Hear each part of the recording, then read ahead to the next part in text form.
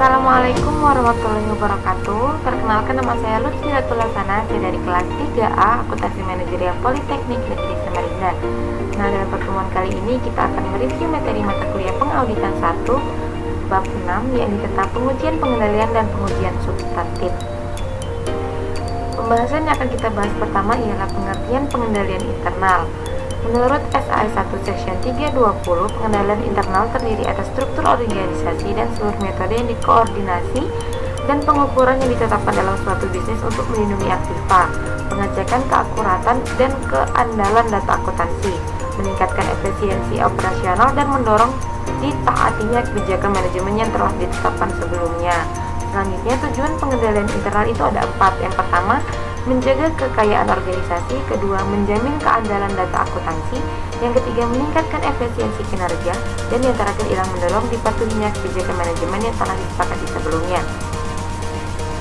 Penanggung jawab struktur pengendalian internal itu ada 6. Yang pertama, pihak manajemen. Kedua, pihak Dewan Komisaris dan Komite Audit. Ketiga, Dewan Auditor Internal. Keempat, personel lain entitas. Yang kelima, auditor independen. Dan yang terakhir ialah pihak luar lain atau other external parties. Pemahaman atas struktur pengendalian internal. Dengan pemahaman struktur pengendalian internal, auditor dapat yang pertama menilai auditabilitas atau dapat tidaknya laporan keuangan tersebut diaudit. Yang kedua, mengidentifikasi jenis kekeliruan dan ketidakberesan potensial yang mungkin berpengaruh pada laporan keuangan. Dan yang ketiga ialah auditor juga dapat merancang pengujian yang efektif terhadap saldo akun dalam laporan keuangan tersebut.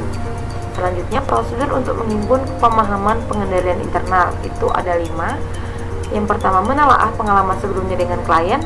Yang kedua, mengajukan pertanyaan kepada manajemen, pengawas, dan staf personel. Yang ketiga, menginspeksi dokumen atau catatan.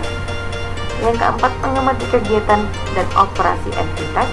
Dan yang terakhir ialah mempelajari buku manual prosedur dan kebijakan pengendalian klien. Selanjutnya, pengujian pengendalian. Apa sih pengujian pengendalian itu? Pengujian pengendalian dilakukan berkaitan dengan apakah kebijakan dan prosedur telah didesain memadai untuk mencegah atau mendeteksi salah satu material dalam asersi tertentu dalam laporan keuangan. Contohnya, penyimpanan surat berharga klien di lemari besi yang nomor kodenya di tangan bendahara dan direktur keuangan. Pengujian ini berkaitan dengan efektivitas operasi yang difokuskan kepada beberapa pertanyaan. Pertama, bagaimana pengendalian tersebut diterapkan? Yang kedua, apakah pengendalian tersebut diterapkan secara konsisten? Dan yang ketiga, oleh siapakah pengendalian tersebut diterapkan? Selanjutnya, tipe pengujian pengendalian itu ada 2. Yang pertama, pengujian pengendalian bersamaan, dan yang kedua, pengujian pengendalian tambahan, di mana pengujian pengendalian bersamaan yakni pengujian yang dilakukan oleh auditor bersamaan waktunya dengan usaha pemerolehan pemahaman atas pengendalian internal. Selanjutnya, pengujian pengendalian tambahan. Jadi kan ada 2 tuh. Ini yang kedua, pengujian yang dilaksanakan oleh auditor dalam pekerjaan lapangan, yang dimana pengujian tersebut dapat memberikan bukti tentang penerapan semestinya kebijakan dan prosedur pengendalian secara konsisten sepanjang tahun yang diaudit atas laporan keuangan. Prosedur pengujian pengendalian ini ada 4. Yang pertama ialah permintaan keterangan, yang kedua pengamatan atau observasi, yang ketiga inspeksi, dan yang keempat pelaksanaan kembali. Di mana permintaan keterangan merupakan meminta keterangan dari personel yang berwenang tentang pelaksanaan pekerjaan yang berkaitan dengan pelaporan keuangan. Kedua, pengamatan atau observasi ini dilaksanakan oleh auditor terhadap pelaksanaan pekerjaan personel, yang pengamatan dilaksanakan tanpa pengetahuan personel yang diamati dan dilakukan secara mendadak. Selanjutnya ialah inspeksi, yang dilaksanakan terhadap dokumen dan laporan keuangan yang menunjukkan kinerja pengendalian. Yang keempat, pelaksanaan kembali, di mana dilakukan oleh auditor dengan melaksanakan kembali prosedur tertentu sesuai yang telah digunakan bila terdapat jejak transaksi yang berupa tanda tangan di atas dokumen dan cap pengesahan. Dan selanjutnya ialah sistem akuntansi dan pengendalian atas transaksi penjualan kredit, di mana pemahaman sistemnya itu dapat diperoleh melalui 1. Penelaahan buku manual akuntansi dan sistem flowchart. Kedua, mengajukan pertanyaan pada karyawan bagian akuntansi. Dan yang ketiga, menelaah kembali pengalaman terdahulu dengan klien. kita akan membahas mengenai pengendalian atas transaksi penjualan kredit, pembelian, dan lain sebagainya, di mana pada pengendalian atas transaksi penjualan kredit itu ada prosedur pengendaliannya meliputi 1. Otorisasi yang tepat, 2. Pemisahan tugas, 3. Catatan dan dokumentasi, 4. Pengendalian akses, 5. Pemeriksaan atau pengecekan yang independen. Nah, yang termasuk dalam dokumen dan catatan itu ada beberapa nih teman-teman. Pertama, order pelanggan, order penjualan, dokumentasi pengiriman, faktur penjualan, jurnal penjualan, dan lain sebagainya. Selanjutnya, sistem akuntansi pengeluaran kas dan prosedur pengendalian, di mana pada pengeluaran kas prosedur pengendaliannya ialah pertama ada otorisasi yang memadai, kedua adanya pemisahan tugas, ketiga dokumentasi dan catatan, yang keempat pengendalian atas setiap akses harta atau aktiva perusahaan, dan yang terakhir ialah pemeriksaan independen.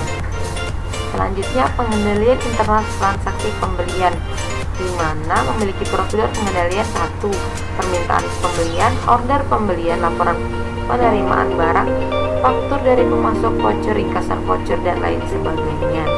Selanjutnya pengendalian internal transaksi pengeluaran kas, di mana dokumen dan catatan transaksi dalam pengeluaran kas meliputi 1. Cek, 2. Ringkasan cek, 3. File transaksi pengeluaran kas, dan yang terakhir ialah jurnal pengeluaran kas.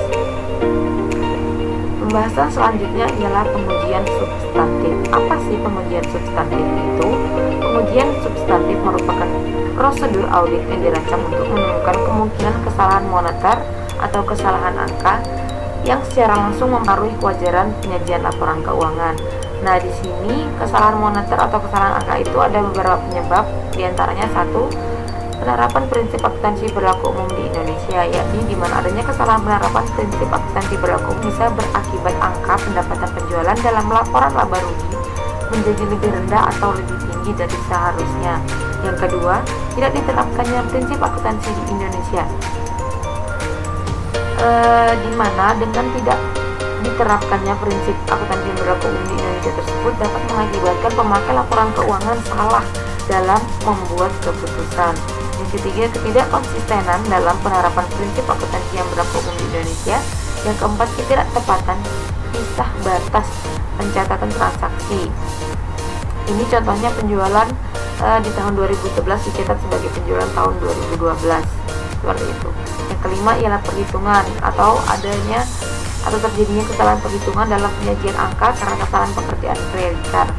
Yang keenam, pekerjaan penyalinan, di mana penggolongan dan peringkasan informasi. Ketujuh, pencantuman pengungkapan unsur tertentu dalam laporan keuangan. Contohnya, klien menyajikan angka pendapatan penjualan dalam tahun yang diaudit sebesar 500 juta tanpa ada pengungkapan lebih lanjut. Ternyata 75% dari jumlah tersebut merupakan pendapatan dari transaksi penjualan pokok atau pokok produk dengan anak perusahaan. Selanjutnya kita akan membahas mengenai jenis pengujian substantif. Yang pertama, prosedur atau pengujian analitik. Kedua, pengujian terhadap transaksi rinci. Yang ketiga, pengujian terhadap saldo rinci. Nah, kemudian kita akan membahas mengenai konfirmasi. Konfirmasi ini terbentuk dari permintaan keterangan yang memungkinkan auditor memperoleh informasi secara langsung dari sumber independen di luar organisasi klien. Konfirmasi ini dibagi menjadi dua. Yang pertama, konfirmasi positif dan konfirmasi negatif, di mana dalam konfirmasi positif, debitur cukup menyebutkan apakah saldo piutang dagang tersebut benar atau salah.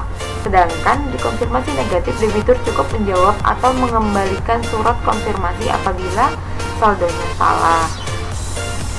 Selanjutnya, pengujian substantif saldo piutang dagang, yakni di mana rekening piutang dagang digunakan untuk menampung pencatatan aset perusahaan berupa piutang yang timbul dari penjualan barang dan jasa.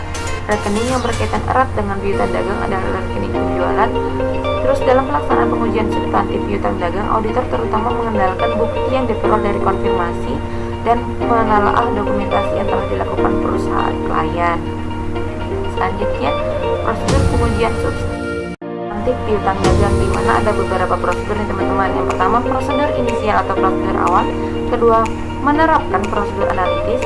Yang ketiga, melakukan cut off tes penjualan. Yang keempat, konfirmasi piutang dagang, yang dimana konfirmasi tersebut dibagi menjadi dua, konfirmasi positif dan konfirmasi negatif. Yang kelima, menelaah tingkat kolektabilitas atau penagihan piutang dagang.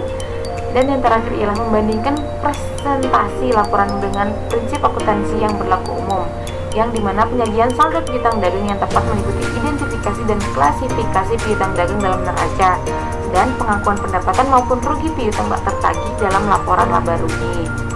Selanjutnya ialah prosedur pengujian substantif aktiva tetap. Ini ada beberapa prosedur juga. Yang pertama prosedur inisial, yang kedua prosedur analitis, yang ketiga mengusut penambahan aktiva, yang keempat mengusut pelepasan aktiva, yang kelima inspeksi atas penambahan aktiva tetap, dan yang terakhir ialah memeriksa dokumen dan kontrak leasing, di mana bukti kepemilikan perusahaan atas suatu aktiva tetap dapat diperoleh dengan memeriksa dokumen yang berkaitan dengan aktiva tersebut, yang dimana auditor dapat memeriksa dokumen untuk melihat apakah aktiva tetap tersebut benar-benar milik perusahaan yang sah secara hukum atau bukan termasuk dalam peminjaman segala macam. Demikian review materi yang dapat saya sampaikan, kurang lebihnya saya mohon maaf. Saya undur diri. Wassalamualaikum warahmatullahi wabarakatuh.